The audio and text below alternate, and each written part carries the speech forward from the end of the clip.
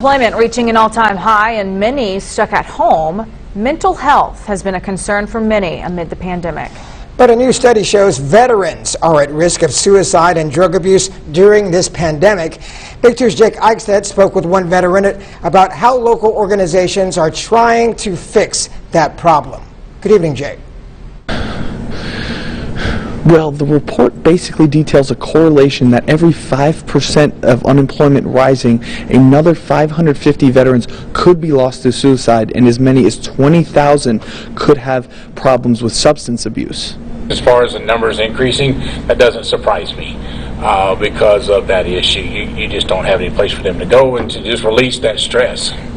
Gary Kennedy says he sees those effects happening to our vets in the basin. As the founder of the Heart Foundation, which stands for Healing Emotions Above Reasons and Thought, he says more often he is talking to both men and women about those issues. With June being PTSD Awareness Month, Kennedy says there's no better time than now to help a vet in need and go get help if you are a vet in need. The thing about it is when you deal with PTSD, having to deal with depression, anxiety, anger issues, whatever it may be, you've got to find some kind of an outlet to be able to go and do what you enjoy doing.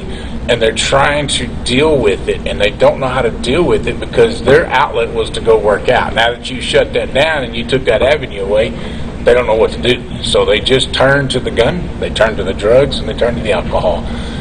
With things like the 22 Walk, symbolizing 22 veterans a day committing suicide, they have a lot of outlets, some now virtual with the pandemic looming, like a virtual veteran green zone over Zoom. What we're doing is we just get with them one-on-one.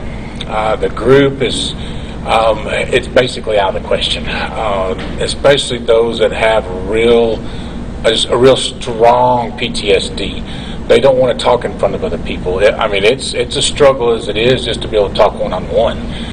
Kennedy says most vets want to talk with other vets about their problems if they want to talk at all. But that doesn't mean those who didn't serve should exclude themselves from offering help. Yeah, the biggest thing is don't give up. Because when you give up, then that means you've given up on not just yourself, but your family. Giving up on all the people that really do care about you. If you're out there as far as family members, friends of someone who's dealing with PTSD, just tell them that you care about them. A fuller list of what Heart and the American Legion are doing to help solve this problem will be posted to our website, yourbasin.com. Reporting in Midland, Jake Eichstedt, Big 2 News. June is PTSD Awareness Month. Now, if you would like more information about outlets that help veterans, you can contact our reporter, Jake Eichstedt.